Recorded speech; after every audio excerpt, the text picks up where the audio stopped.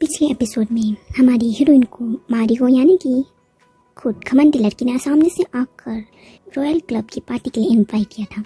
इस royal school का सबसे फेमस क्लब रॉयल क्लब, उसमें सिर्फ कुछ चुनिंदा मेंबर से आ सकते हैं रॉयल मेंबर, और उन्हीं में से टॉप पोजीशन पाने के लिए लोग एक दूसरे से लड़ते हैं, झगड़ते हैं, नीचा दिखाते हैं और घमंड करते हैं।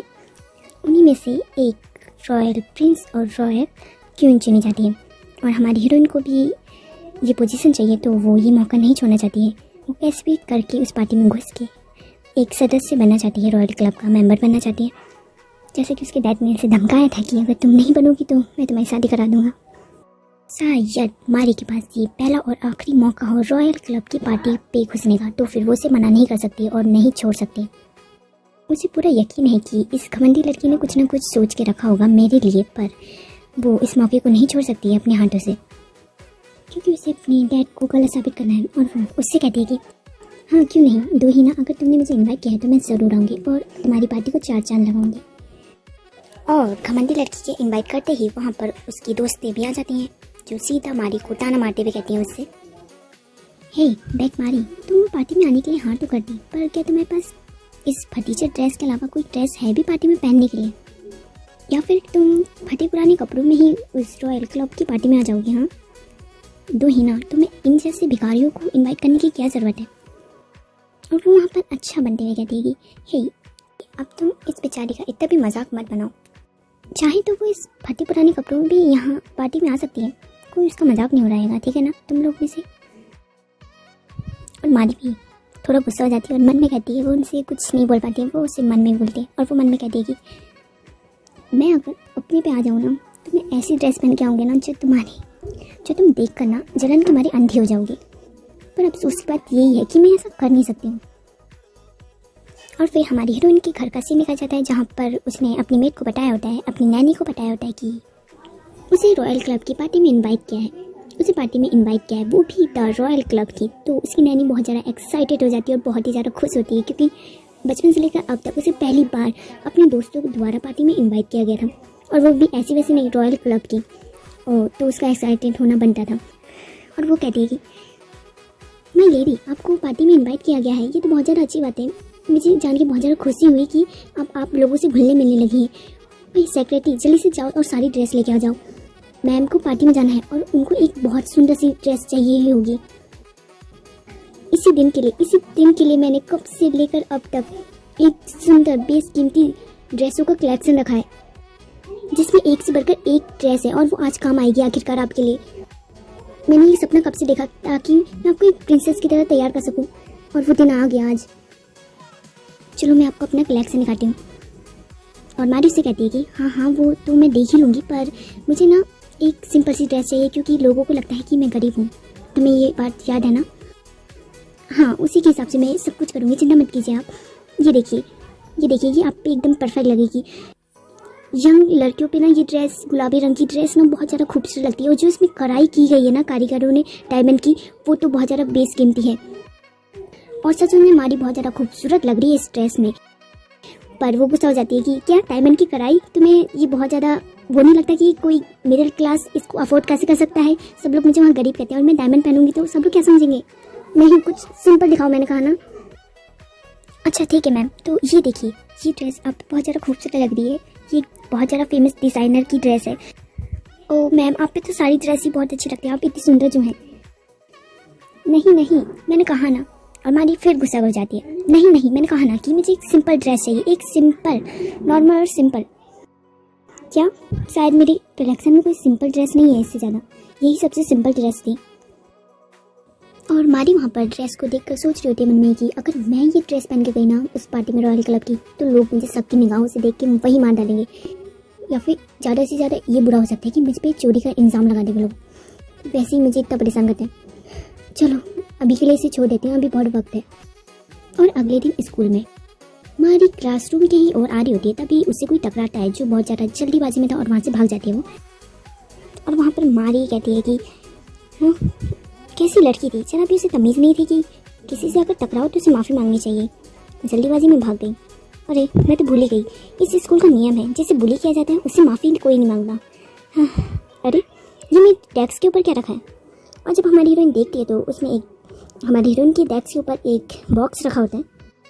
उसे ऐसा लगता है और वो कहती है कि क्या किसी को कचरा फेंकना था और उसने मेरी डेस्क के ऊपर फेंक दिया।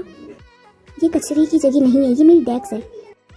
और जब वो उसे खोलती है तो उसमें बहुत ही खूबसूरत ड्रेस रखी होती है, जिसको देखकर मारी भी बहुत ज़्यादा हैरान होती है। और वो कहती है कि ओह वाह, ये तो एकदम परफेक्ट सिंपल सी ड्रेस है जो मुझे बहुत ज़्यादा पसंद आई। हाँ, ये एकदम मेरे फिट की भी लग रही है, पर ये कौन लेके आया होगा। और इसमें एक कार्ड भी होता है जिस पे को हमारी हीरोइन पढ़ती है तो उसे पता चलता है कि ये एक लड़की ने दिया है उसे, और वो उससे दोस्ती करना चाहती है। और जो भी उसने उसके साथ किया वो उससे माफ़ी मांगती है और उससे दोस्ती करना चाहती है। तो मारी भी ये पढ़ के बहुत ज़्यादा खुश होती है कि क्या कोई मुझसे दोस्ती करना चाहता है। हमारी हीरोइन देख ही रही होती है कि वो ड्रेस मुझे फिट आती है या नहीं। तभी चौन्हा आ जाता है क्लास के अंदर और वो हमारी हीरोइन को ड्रेस के साथ देख लेता है, पर उससे कुछ भी नहीं बोलता। उसे इग्नोर करके सीधे अपनी डेस्क के पास जाता है और वहाँ पर अपना फ़ोन चलाने लगता है। और फिर एक नज़र हमारी हीरोइन को देख रहा होता है, जो हमारी हीरो को ही घूर के देख रही होती है, चौन्हा को।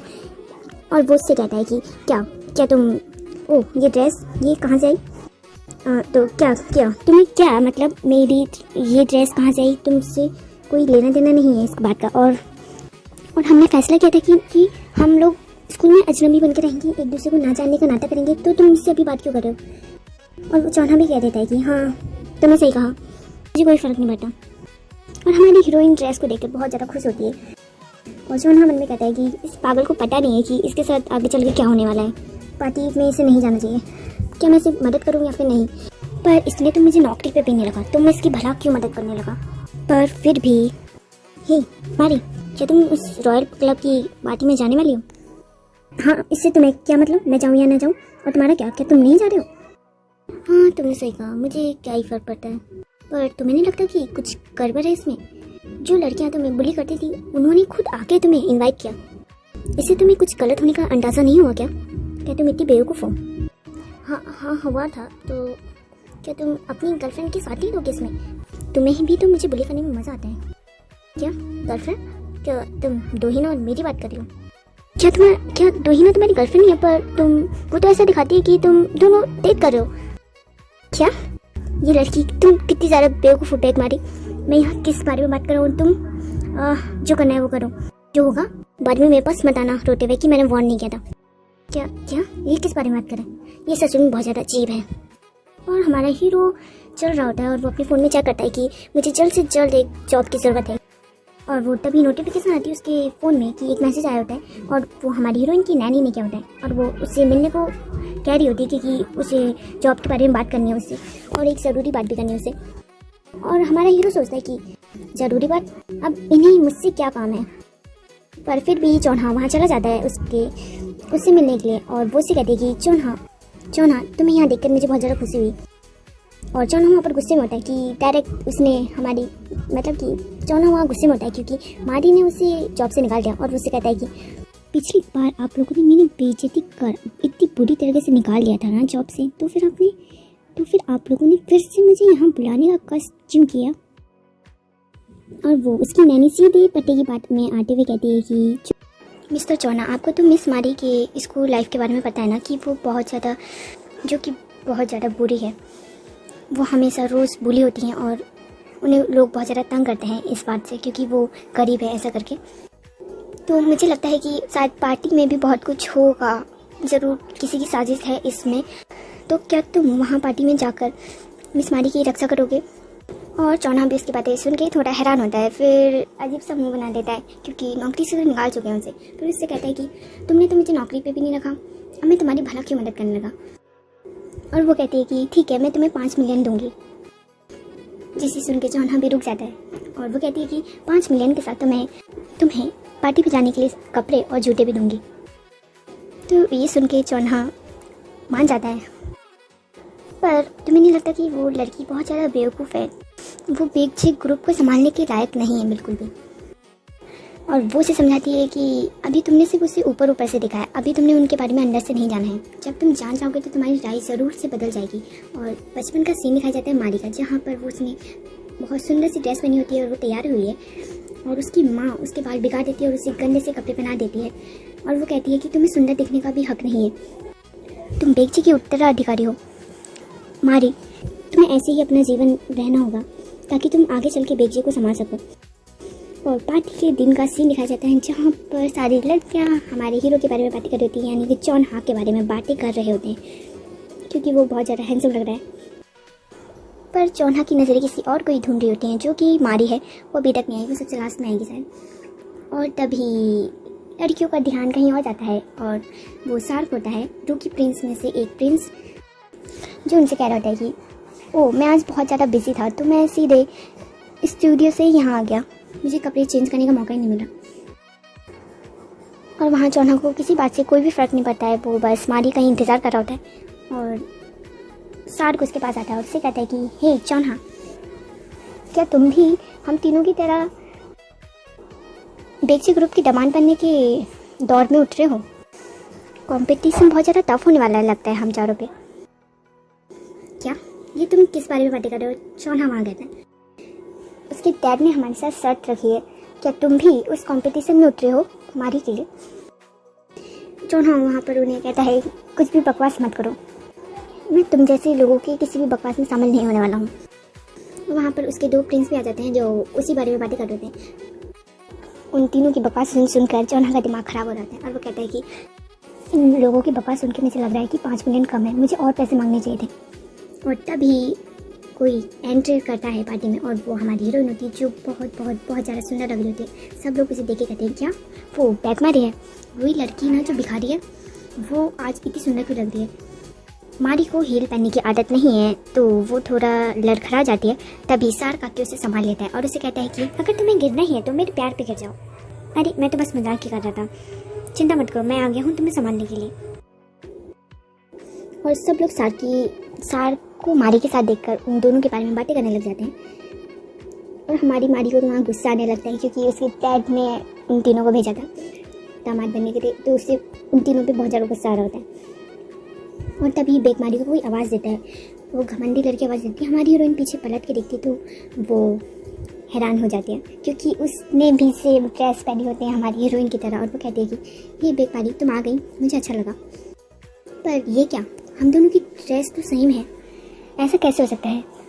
मेरी मॉम जो एक फेमस डिज़ाइनर है, उन्होंने ये ड्रेस डिज़ाइन की है मेरी, और ये एक लौटा सेट है, तो तुम्हारे पास ये ड्रेस कैसे हो सकती है? कहीं ये ड्रेस नकली तो नहीं? कहीं तुमने मुझे कॉपी करने की कोशिश तो नहीं की? और यहाँ पर मामला गड़बड़ा जाता है। और आगे क्या होगा ये तो अब आगे क्या होगा ये पता चलेगा नेक्स्ट एपिसोड में। वीडियो को लाइक और चैनल को सब्सक्राइब करना। और हाँ, इसमें 1000 व्यूज़ होने के बाद ही मैं अगला एपिसोड लेके आऊँगी। सी यू टू नेक्स्ट एपिसोड।